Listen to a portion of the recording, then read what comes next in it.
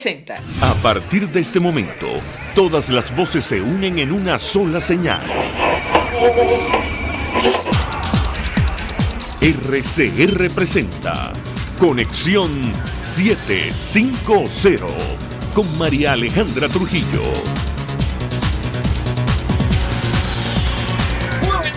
Radio Caracas Radio, lo mejor este jueves 4 de junio del año 2020. Todo el equipo que trabaja para ustedes a partir de esta hora los saluda. Variada y abundante información que compartir y analizar. Como es costumbre, la tarde de hoy la Unión Europea ratificó su apoyo a Juan Guaidó como legítimo presidente de la Asamblea Nacional y rechazó la decisión del Tribunal Supremo de Justicia en Caracas, que reconoce como líder del Parlamento a Luis Parra. Además, el bloque europeo denunció la violación del funcionamiento democrático, constitucional y transparente de la Asamblea, así como la intimidación, violencia y decisiones arbitrarias contra sus miembros. El alto representante para Asuntos Exteriores de la Unión, Josep Borrell, calificó como un paso en la dirección equivocada la intención de declarar al Partido Voluntad Popular como organización terrorista y reiteró en nombre de los países del bloque que la salida a la crisis en Venezuela solo se alcanzará tras un genuino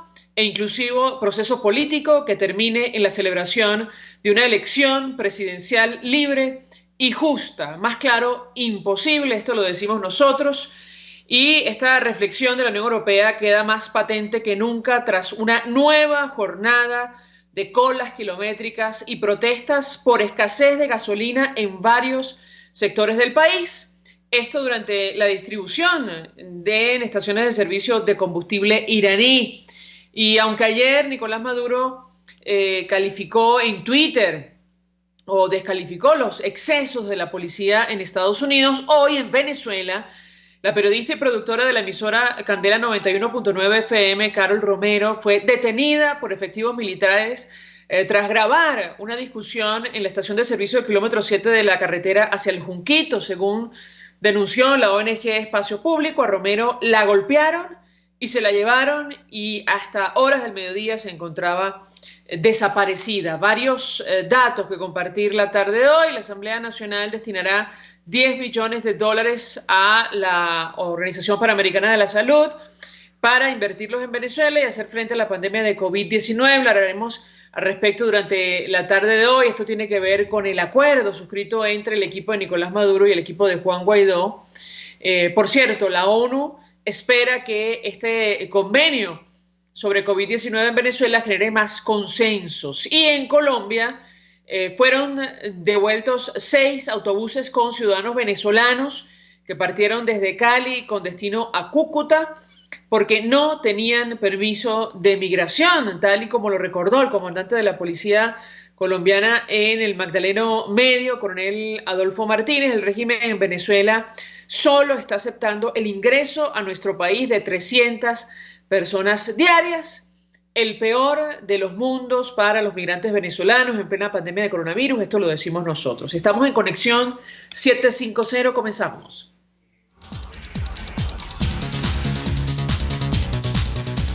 ¿Qué está pasando en este país? Y para hablar justamente acerca de la situación de migrantes, refugiados venezolanos, saludamos vía telefónica a nuestro primer invitado. Eduardo Trujillo es director del Centro de Derechos Humanos de la Universidad Católica Andrés Bello. Gracias por atendernos. Buenas tardes. Hola María Alejandra, buenas tardes y gracias por la invitación. Pues mucho interés de conocer los detalles que pueda compartir con nosotros acerca del último informe que ha elaborado la Universidad Católica Andrés Bello sobre este tema. Antes le pediría un comentario sobre lo que está ocurriendo en la frontera. Decíamos al inicio a título personal que da la impresión que es el peor mundo para migrantes, refugiados venezolanos que producto de la pandemia han decidido regresar a nuestro país, pero es imposible tomando en cuenta las restricciones que ha colocado el régimen de Nicolás Maduro. ¿Qué puede decirnos? Lo escuchamos. Bueno, que hago mía tus palabras en que es el peor momento, porque ya están sometidos por naturaleza a unas condiciones de vulnerabilidad importantes en los países de acogida, y el hecho de que hayan tomado la decisión de retornar para muchos implica dejar atrás las expectativas de crecimiento que tenían en aquellos países y retornar a un lugar muy querido, pero no tan deseado porque no ofrece las oportunidades.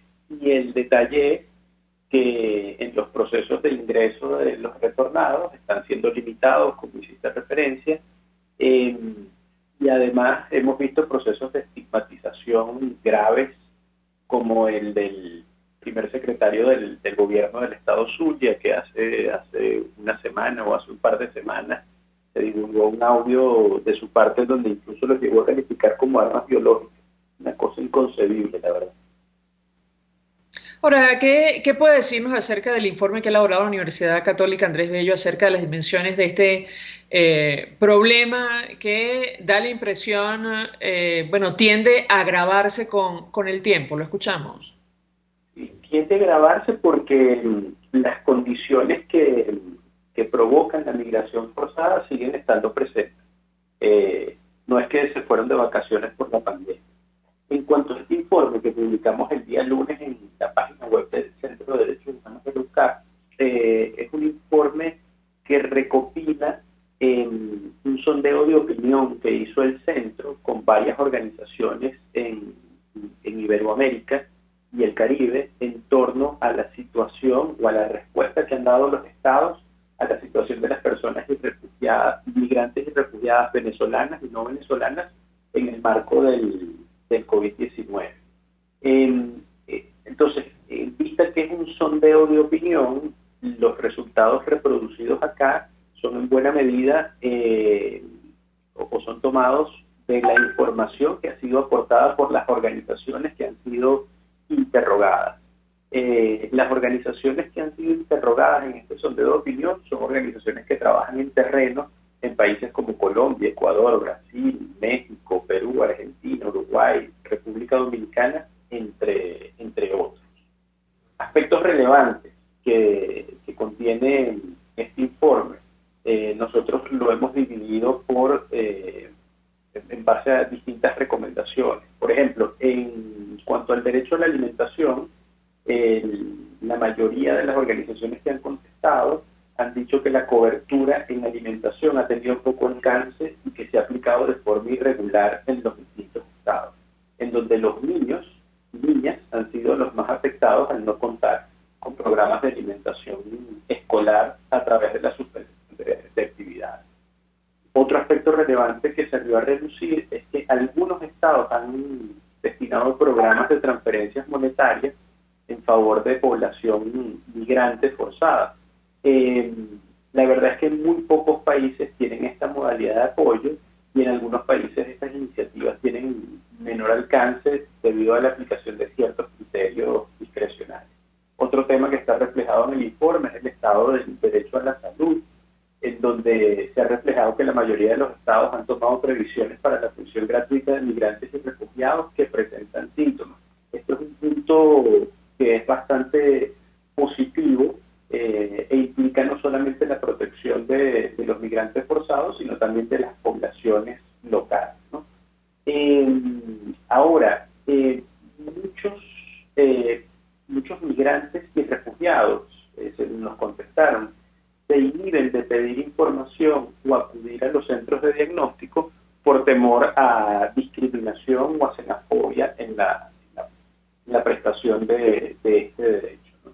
Esos son tres elementos que puedo denunciar rápidamente sobre el informe. Lo publicamos el día lunes y, repito, aglutina respuestas de organizaciones en distintos países de la región.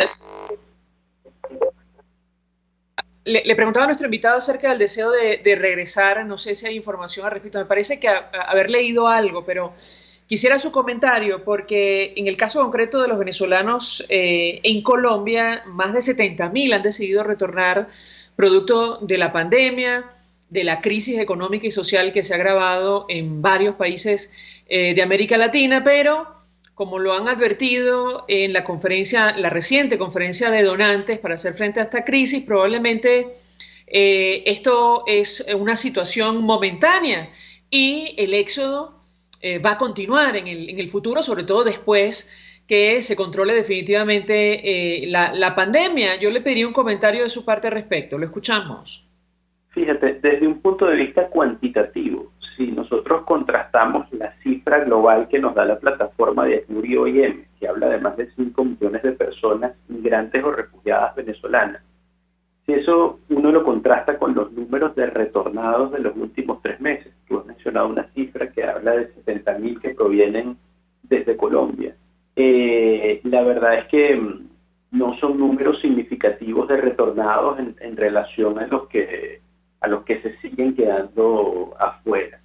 Y recordemos que también en el marco de la pandemia el flujo externo, es decir, el flujo hacia afuera de Venezuela, se ha visto disminuido por la paralización de actividades en toda América y en el mundo. Así que ahorita nosotros estamos recibiendo una lectura con data de personas que quieren regresar porque sencillamente se ha hecho invivible o se han hecho invivibles sus condiciones en los estados de acogida por la situación de vulnerabilidad en la que se encuentran y han tomado la decisión de retornar a los distintos estados del país. Sin embargo, habría que ver post coronavirus o post cuando se empiecen a normalizar las actividades en frontera, ver si esa tendencia se mantiene o por el contrario se termina revirtiendo y volvemos a tener una tendencia hacia la salida de personas. Finalmente, sobre las políticas hacia los refugiados en América Latina, ¿qué puede decirnos al respecto? Lo escuchamos. Bueno, en cuanto a las políticas, hay estados como Chile, como Perú, como Ecuador, que siguen teniendo medidas restrictivas en relación a los migrantes forzados venezolanos. Quienes han atendido de una mejor manera esta crisis han sido el Estado colombiano y el Estado de Brasil, por supuesto con omisiones, con vulnerabilidades. Sin embargo, al menos son los dos estados que, valga decir una acotación adicional, son estados fronterizos que no han cerrado las puertas a la recepción de migrantes forzados venezolanos. Desde el Centro de Derechos Humanos seguimos abogando por la unificación de políticas y prácticas que den verdadera protección internacional a esta población y no a las soluciones temporales, que sí debo decir son las que han asumido tanto Colombia como Brasil. Sin embargo, esas soluciones temporales son mucho más beneficiosas que las restricciones que posteriormente han impuesto países como Chile, Perú o Ecuador. Eduardo Trujillo, 1.000.000 de gracias por atendernos, acompañarnos la tarde de hoy, abogado, director del Centro de Derechos Humanos de la Universidad Católica Andrés Bello, compartiendo información valiosa en torno a la situación de los migrantes, refugiados venezolanos que han decidido retornar a nuestro país en medio de la pandemia y se encuentran, como hemos dicho al inicio, en el peor de los mundos.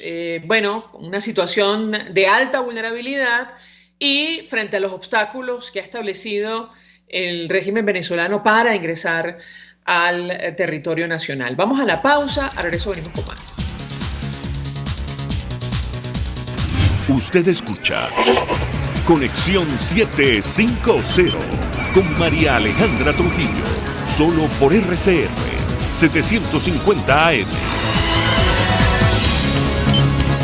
Puede seguir nuestra programación a través de rcr.tv, la radio que se ve. Mensaje del ingeniero Kenick Navarro, presidente del FOMPRES-CIB. Apreciado colega ingeniero, arquitecto y afín, el Fondo de Previsión Social del Colegio de Ingenieros de Venezuela, FOMPRES-CIB, diseñó para la protección de tu salud el Sistema Integral de Previsión Social. El mismo tiene a tu disposición beneficios de la solvencia, asistencia primaria de salud, el plan de salud con coberturas de acceso VIP, todos estos planes pensando en la protección de tu familia. Para mayor información visita fomprescibe.net.be, Colegio de Ingenieros de Venezuela, construyendo futuro. Un espacio que analiza y debate la coyuntura política, económica y social de nuestro país. Acompañe cada mañana a la periodista María Alejandra Trujillo en Palabras más, palabras más, palabras menos. Palabras más, palabras menos. Informes, entrevistas, análisis y discusiones sobre los temas de actualidad. Es lo que más te puedo dar, es Palabras más, palabras menos. De lunes a viernes, de 7 a 8 de la mañana, por RCR 750 AM.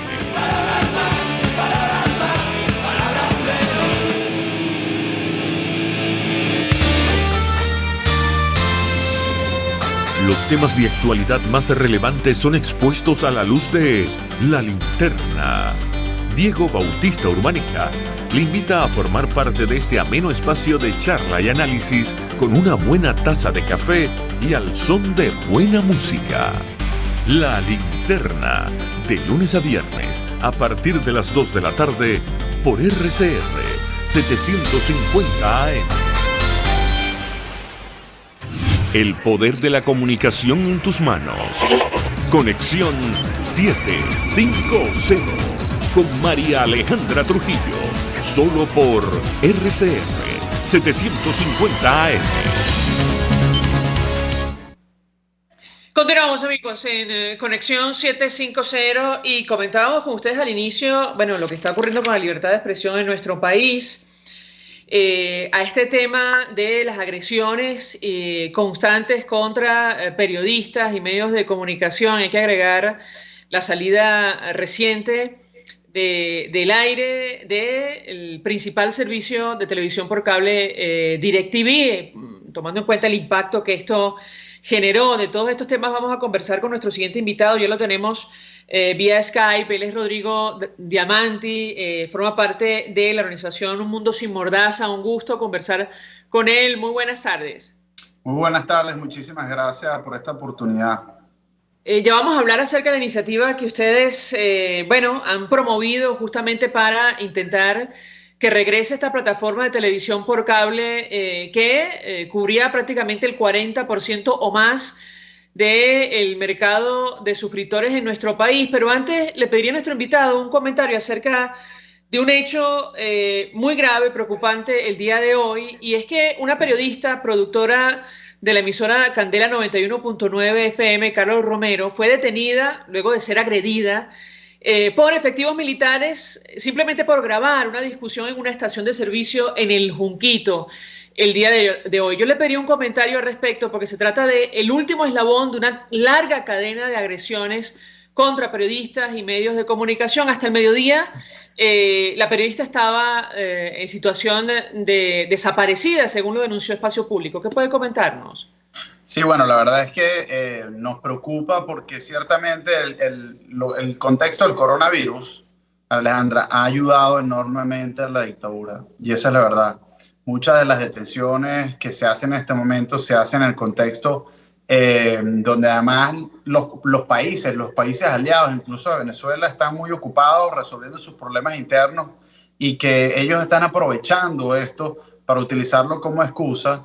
Y en este momento no hay nadie que se salve, por así decirlo. Hace poco, el año pasado, detuvieron a 74 periodistas. Esto es un aumento, el aumento de la censura y la persecución del año pasado fue más del 270% con respecto al año anterior. Y este año esa cifra va a ser mucho mayor.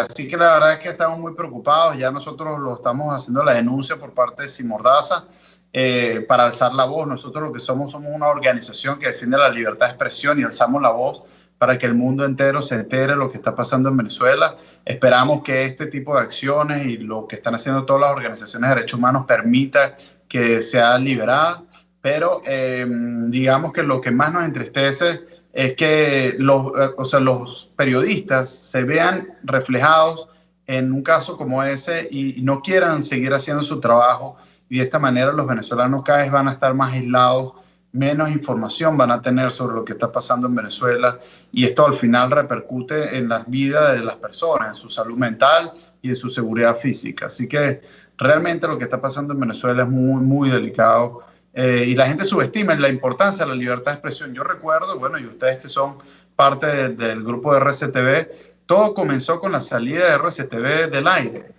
La salida de RCTV del aire fue el comienzo, porque la libertad de información es el derecho que permite defender los demás derechos. Una vez que pierdes ese derecho, comienzas a perder el resto porque no tienes por dónde reclamarlos para recuperarlos. Y por eso es que la dictadura ha sido tan insistente en buscar eliminar este derecho porque saben que esa es la manera más poderosa que tenemos para defendernos de los ataques.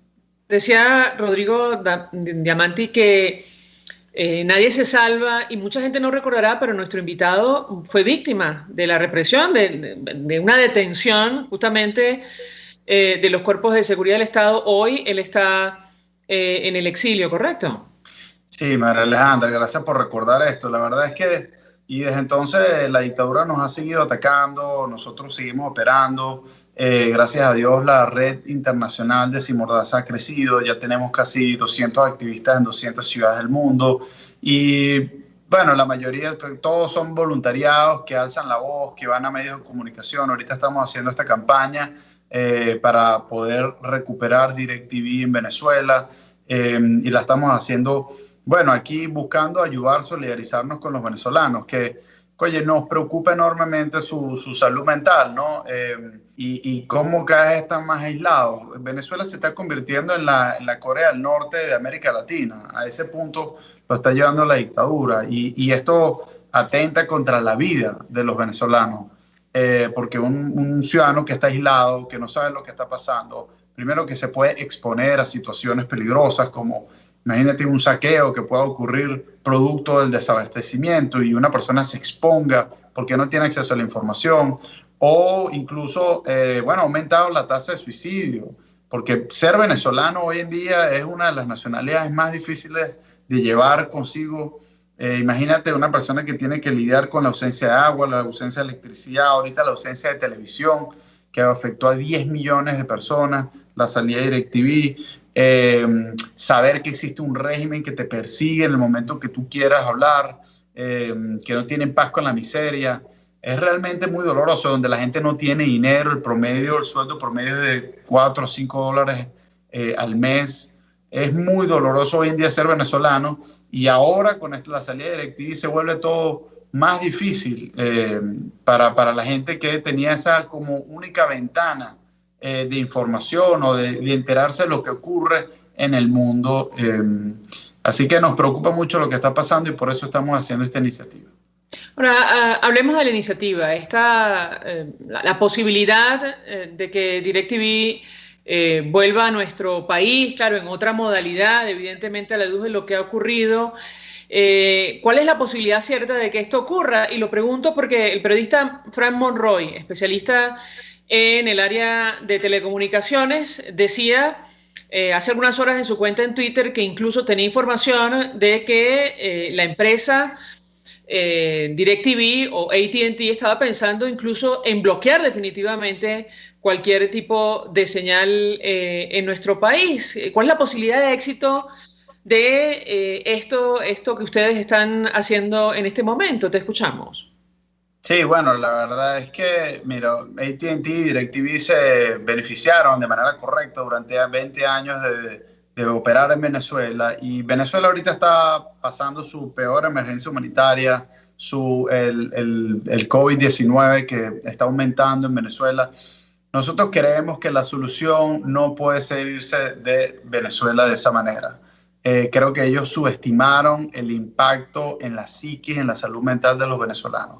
Nosotros hemos hecho un análisis con expertos y tecnológicamente, jurídicamente, económicamente, de todas las vías. Es posible que ellos vuelvan la señal, obviamente con una parrilla que no tenga los canales sancionados por el gobierno de los Estados Unidos, pero que se emita desde otro país, que busque una tarifa que se adecue al salario mínimo venezolano, que de repente en los primeros meses sea gratuito porque la gente va a tener que volver a inscribirse, y experiencias como esta funcionan. Mucha gente tiene acceso, la gente que tiene acceso a Netflix o Amazon Prime es por suscripción directa. Bueno, que busquen este sistema de suscripción, pero la solución de irse no puede ser una, tampoco puede ser una tarifa como la colombiana, porque es un monto que no pudiese pagar el venezolano, y es una propuesta en la que ellos entiendan que en este momento tener o no televisión puede ayudar a salvar vidas en Venezuela.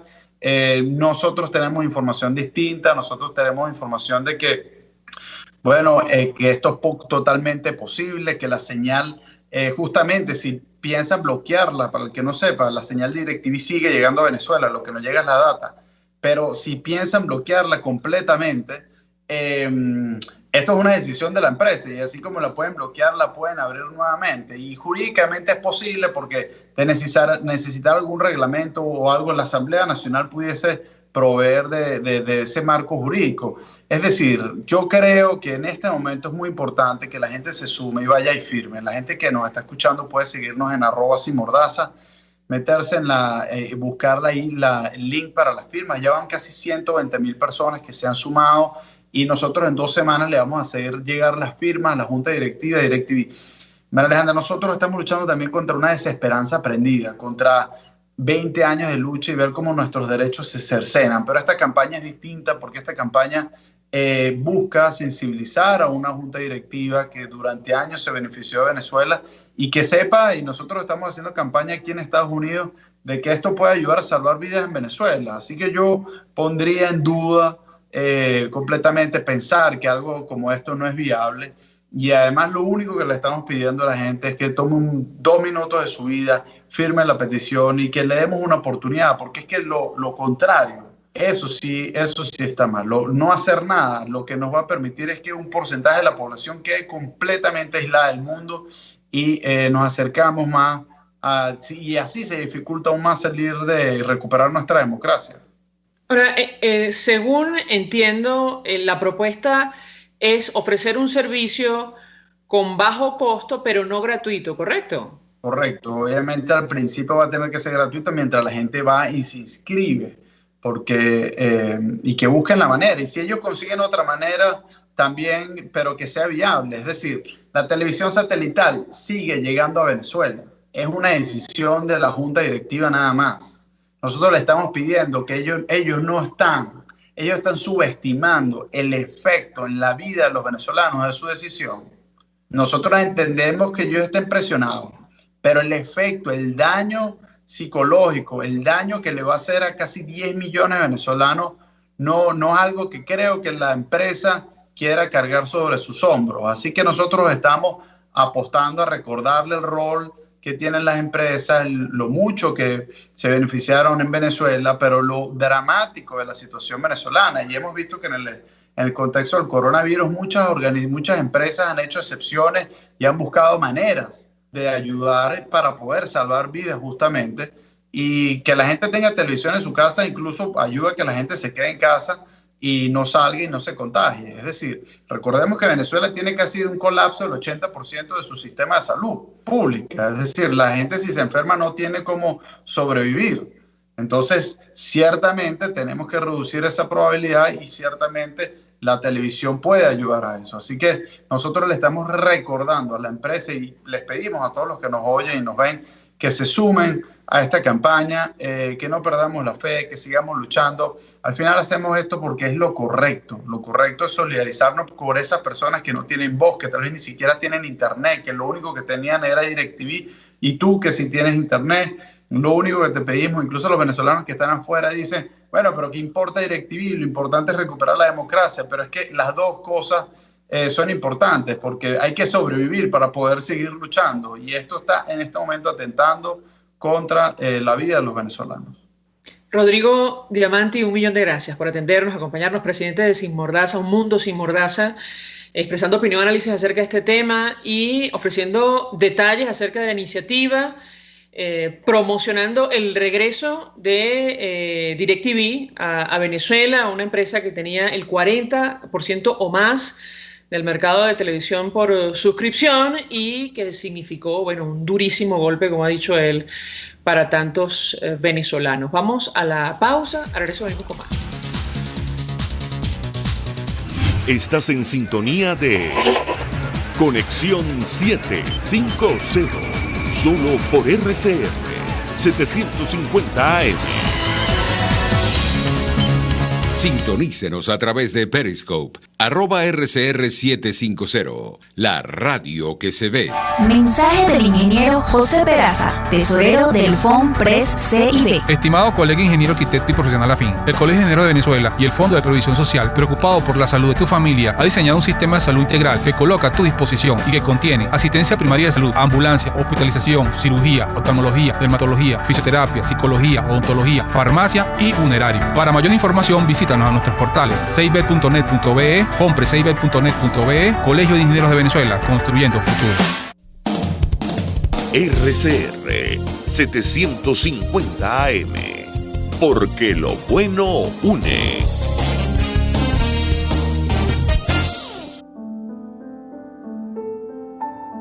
La Academia de Ciencias Físicas, Matemáticas y Naturales presenta El progreso tiene su ciencia. Hoy presentamos Carlos del Pozo y Sucre. Calabozo, año 1800. Un incansable viajero, el barón Alejandro de Humboldt, queda sumamente sorprendido de encontrar en un apartado rincón de Venezuela una serie de pararrayos ubicados en casas del poblado. El autor de tales instrumentos era Carlos del Pozo y Sucre, un empleado del gobierno nacional español que en sus ratos libres, seguramente muy abundantes, se dedicaba a informarse de los progresos científicos y tecnológicos y a poner en práctica los conocimientos adquiridos. Carlos del Pozo nació en Caracas en 1746. Durante toda su vida desempeñó cargos administrativos en el gobierno colonial español. Además de estos pararrayos, también había construido baterías, electrómetros y otros aparatos que eran la admiración de sus coterráneos, quienes llegaron a apodarlo el Brujo de Calabozo.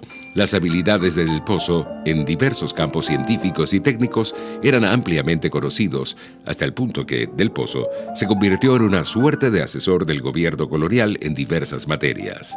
Cuando se introdujo la vacunación antivariólica en 1804, la Junta Central de Vacunación le encomendó investigar la posible infección por viruela en el ganado de la región, que es de donde proviene la vacuna para humanos, con resultados aparentemente positivos. Asimismo, cuando se decidió construir un coliseo en Caracas, con un techo de notable dificultad técnica, el nombre de Carlos del Pozo estuvo entre los primeros en ser considerado. Del Pozo nunca realizó estudios formales. Sus conocimientos los obtuvo de manera autodidacta, gracias a su inmensa curiosidad por los fenómenos de la naturaleza. Contaba 54 años cuando Humboldt lo visitó y quedó asombrado por sus capacidades. Murió en 1813, a los 67 años de edad. El progreso tiene su ciencia. La Academia de Ciencias Físicas, Matemáticas y Naturales presentó El progreso tiene su ciencia. RCR 750 AM,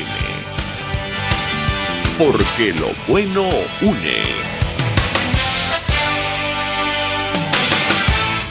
María Alejandra Trujillo te acompaña en Conexión 750, solo por RCR 750 AM. Claro y raspado.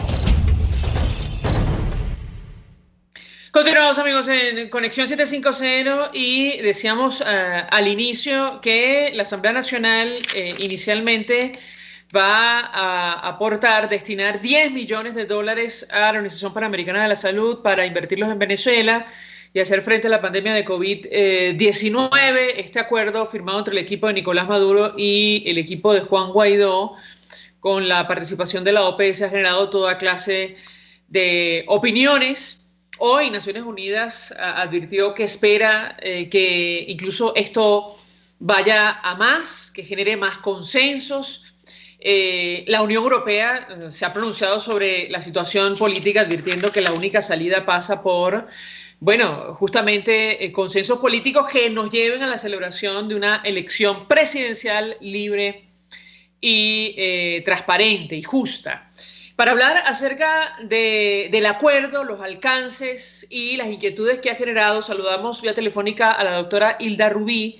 Ella forma parte del equipo de expertos de la Asamblea Nacional para hacer frente a la pandemia de COVID-19 en nuestro país. Como siempre, gracias por atendernos. Buenas tardes. Hola, buenas tardes, María Alejandra. Un saludo a todos los que nos escuchan en este momento. Hilda, te pedía un primer comentario de tu parte acerca, bueno, de las opiniones de todo tipo que esto ha generado, la preocupación, yo te diría, en algunos sectores, el desconocimiento de otros sobre los alcances de, bueno, un convenio de esta naturaleza. ¿Qué puedes decirnos? Sí, bueno, mira, en principio lo que hay que aclarar es que esto es una demostración de que el mundo, la Organización Mundial para la Salud y que el mismo régimen le tocó reconocer que la Asamblea Nacional Legítima que tenemos los venezolanos es la que preside Juan Guaidó, ¿no?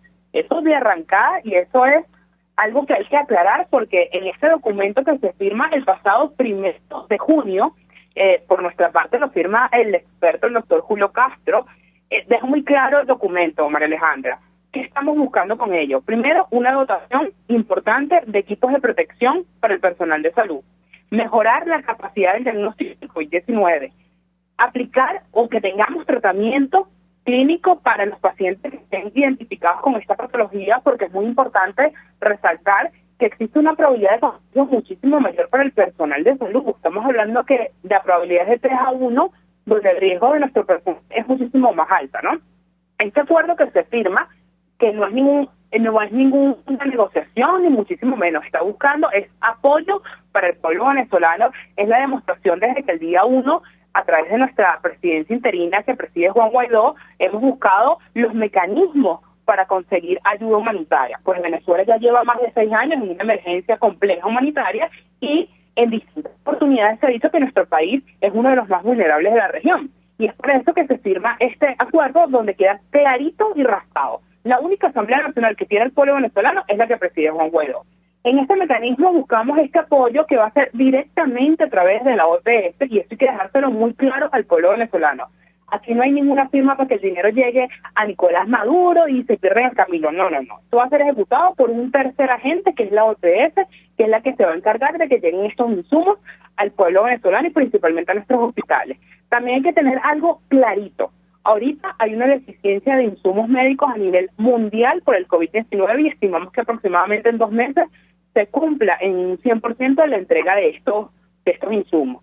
Esta firma que se hace estos días trae también otra puerta, y otra puerta es para que llegue más ayuda humanitaria a nuestro país.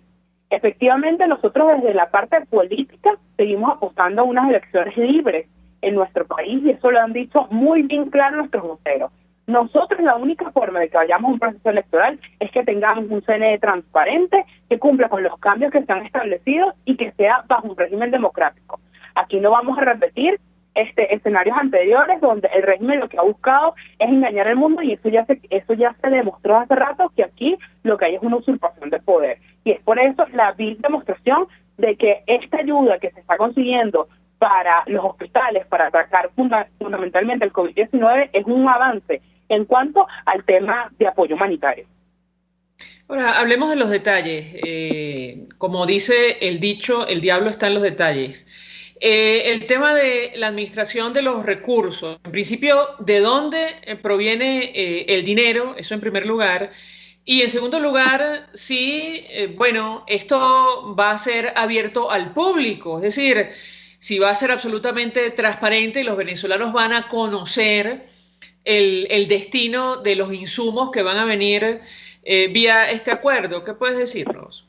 Sí, fíjate, estamos hablando, María Alejandra, de que este dinero proviene de fondos públicos del país que estaban detenidos, ¿ok? Y a través de distintos esfuerzos que se hace, Estados Unidos permite que este dinero llegue para ayuda humanitaria y es ejecutado directamente a través de la Organización Panamericana de la Salud.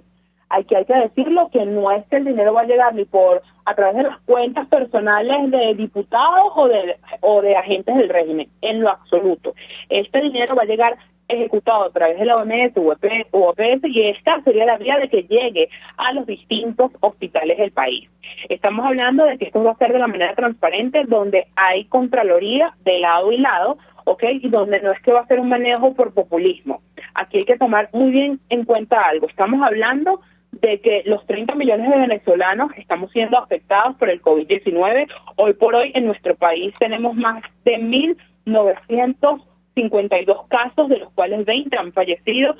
Cuando nosotros revisamos las datas, la probabilidad de que nuestro personal de salud se contagie es más evidente, y eso se ha visto en los últimos reportes del mismo régimen, que cada vez que anuncian, por lo menos hay un trabajador de la salud que ha sido afectada. Y es por eso la importancia de que estos recursos vayan principalmente en la dotación de personal de salud para protegerte, de tratamiento, y que se lleve un balance epidemiológico real.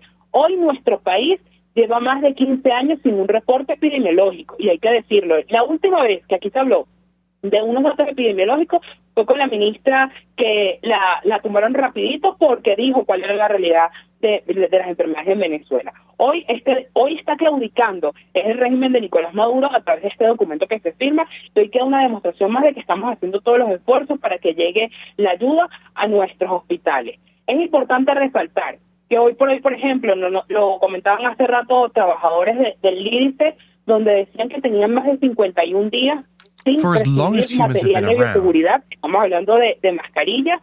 Cuando nosotros vamos a nuestros hospitales y nos comentan los mismos trabajadores, las enfermeras, los mismos médicos, que tienen que durar par de días con la misma mascarilla, esa es la realidad que estamos viviendo los médicos y los trabajadores en los hospitales. Y es por eso que este acuerdo que se firma está muy puntual y busca principalmente la detección de los casos activos de COVID-19 mediante un diagnóstico de laboratorio, es decir, incrementar el número de las pruebas de PCR. Estamos hablando de obtener tratamiento oportuno y adecuado para los casos confirmados. Estamos hablando que el aislamiento tiene que ser supervisado y que de los casos asintomáticos y con cuarentenas de los contactos esté controlado. Hablamos de, otra vez, la protección del personal de salud, que lo vemos tan básico y tan necesario. Y estamos hablando de que se implementen acciones reales de prevención y de control. No estamos hablando de Contraloría Social, como ha querido imponer el régimen en las últimas semanas. Hablamos de que se tiene que mantener una vigilancia epidemiológica efectiva, donde analice la información y reporte la situación verdadera de lo que está pasando con el COVID-19 en nuestro país. Y por último, que la comunicación del registro para la adopción de las medidas para la población sean efectivas, ¿no? Eso es lo que trata este acuerdo que se firmó como garantía de que este apoyo, que estos recursos que van a llegar ingresan, es por la Asamblea Nacional legítima. Y eso hay que dejarlo muy claro. Es a través de la presidencia de Juan Guaidó que están ingresando estos recursos a través de la OPS para que lleguen a los hospitales. Acerca de la información, Hilda, es uno de los puntos que acabas de compartir con nosotros. ¿Quiere decir que el equipo de Nicolás Maduro se compromete a publicar otra vez el boletín epidemiológico? Eso en primer lugar. Y en segundo lugar, ¿quiere decir que vamos a conocer en Venezuela el número real de pruebas PCR que se están aplicando o el número real de casos? ¿Qué puedes compartir con nosotros? Bueno, María Alejandra, eso se está exigiendo. Se está exigiendo que sea publicado diariamente en los números oficiales, que a nuestro pueblo se nos diga cuántos casos hay, cómo estamos, cómo hemos avanzado, y eso ha sido parte de la exigencia. Lo decía el mismo doctor Julio Castro, que era muy difícil en nuestro país tener verdaderamente el número de los casos, porque no había un seguimiento, porque la información estaba de un lado. Y también manifestábamos en distintas oportunidades que necesitábamos hacer más pruebas de PCR a pesar de los anuncios de distintos funcionarios del régimen, ¿no?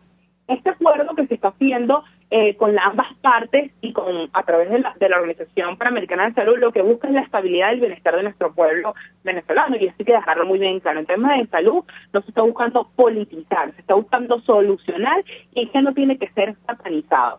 Porque nosotros lo hemos dicho muy bien, aquí la ayuda, venga de Narnia, venga de Marte o de donde venga, es necesario que entre la ayuda humanitaria a nuestro país.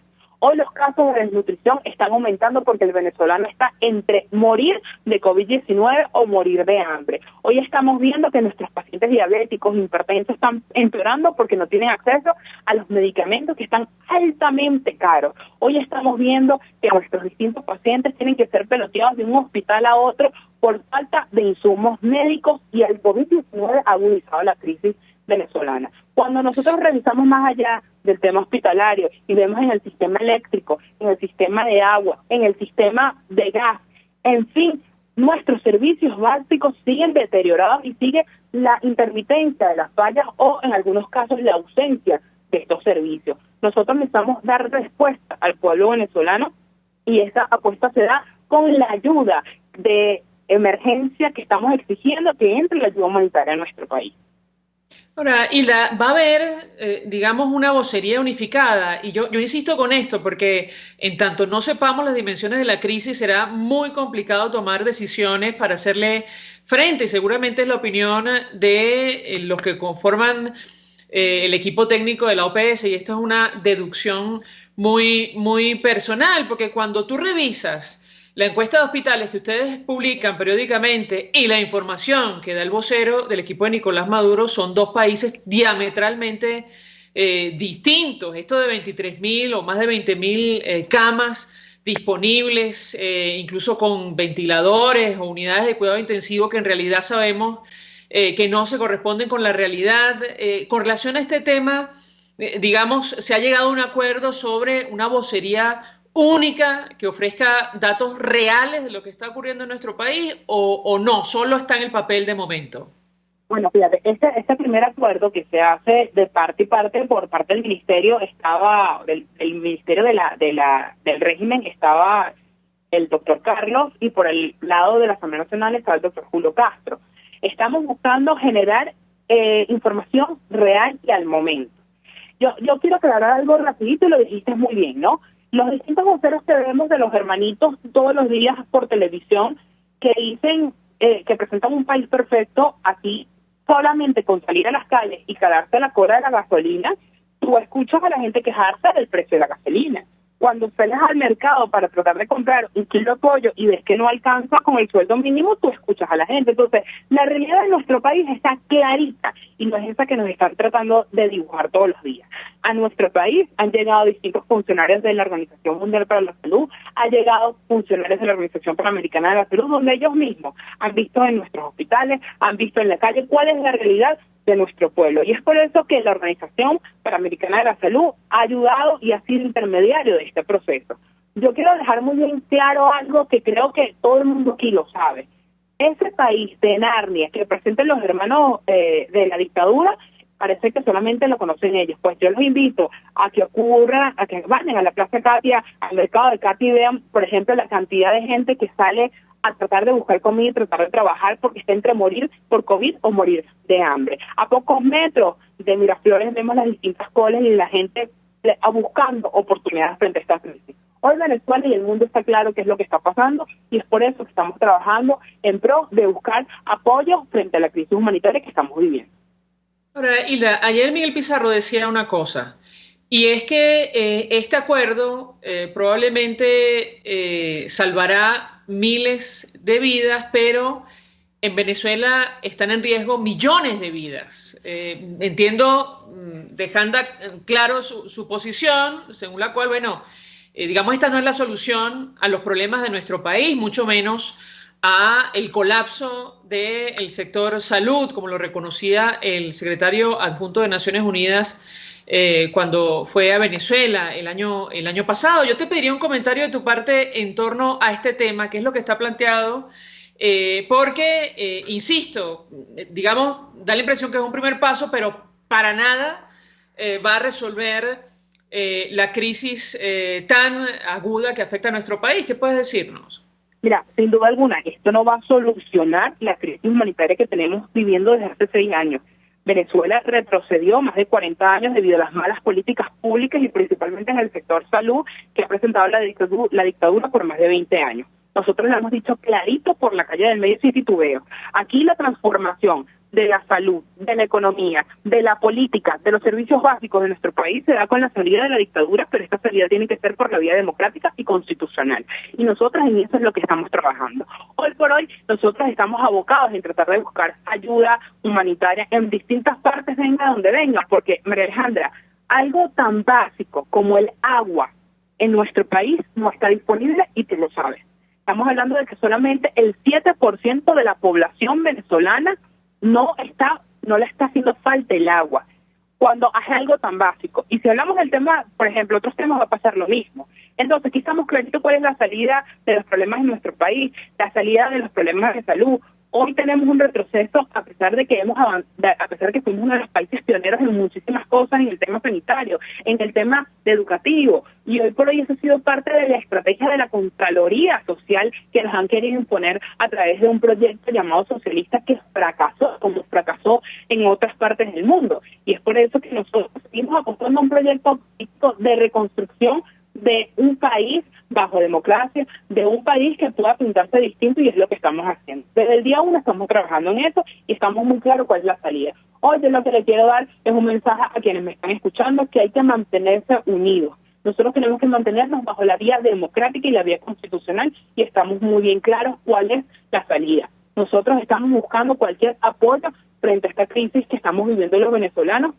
Y es importante decirlo, no podemos engañarnos, y por eso es que estamos exigiendo, por ejemplo, a través de este acuerdo, que se nos dé un boletín epidemiológico. Hoy no sabemos en Venezuela realmente otras patologías, los números. Hoy en nuestro país es lamentable ver cómo una madre venezolana que va a parir en un hospital tiene que tener por lo menos 2 millones de dólares encima mientras compra el licor de macroboteo, la solución, etcétera, etcétera, y sin hablar del tema de los laboratorios, que es una barbaridad porque en los hospitales no hay.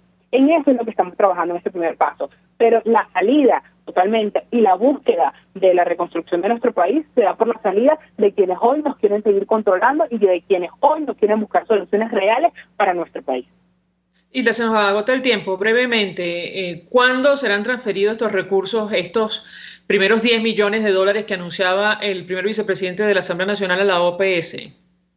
Sí, entiendo que ya estas transacciones se están realizando y que se estima que aproximadamente un mes o un mes y medio se verían los insumos en nuestros hospitales debido a las fallas que hay a nivel mundial.